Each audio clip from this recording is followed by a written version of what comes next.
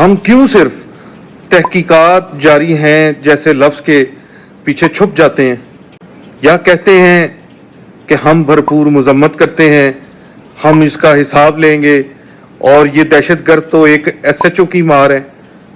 क्या ऐसा confidence, fake confidence आप लोगों पे सूट करता है? इस किस्म की कार्रवाइयाँ सिर्फ जाने नहीं लेती बल्कि पीछे रह जाने वाली नस्लों में नफरत के बीज बो देती हैं।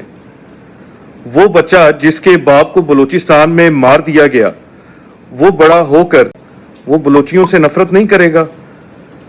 और अगर ऐसा हो गया और पंजाब से भी जवाबी कार्रवाइयाँ शुरू हो गईं, नफरत फैलना शुरू हो गई, तो पाकिस्तान के अंदर ही अंदर नस्ल कशी की एक जंग शुरू हो जाएगी।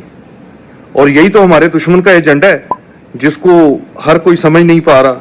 अब हमारी रियासत को चाहिए कि वो ये BLA जैसे दहशतगर्द जमातों और ग्रुप्स को जड़ से उखाड़ फेंकें, उनके खिलाफ सख्त फौजी कार्रवाइयाँ की जाएं, उनके खिलाफ ऑपरेशन ज़रबे अज़्ब जैसे ऑपरेशंस किए जाएं।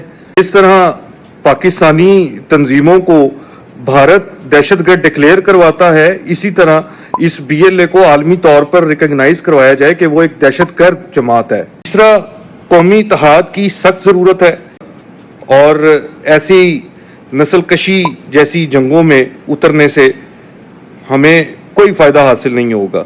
लिहाजा जिस हद तक हो सकता है ये समझें कि बलूचिस्तान भी हमारा हिस्सा है और BLA कोई बलूचिस्तान की नुमाइंदा पार्टी नहीं है, कोई नुमाइंदगी नहीं कर रहे। वो बलूचिस्तान के अंदर थोड़े से चंद सर उठाने वाले शरपसंद अनासिर हैं।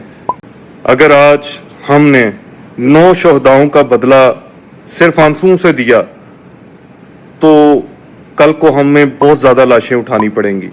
हमें चाहिए कि हम मिलकर इन सब का मुकाबला करें और अपने आप को और अपने मुल्क के पाकिस्तान को इन शरपसंद अनासिर से बचा लें। याद रखिए, ये जंग असलहे की जंग नहीं है, ये जंग कौमी इत्तेहाद की जंग है। ये जंग वो जंग है जैसी जंग हमने 1971 में देखी थी और बांग्लादेश बनते देखा था। बराए मेहरबानी मुत्तहिद हो जाएं और अपनी सिमत को सही कर लें, वरना पाकिस्तान टूटता हर कोई देखेगा।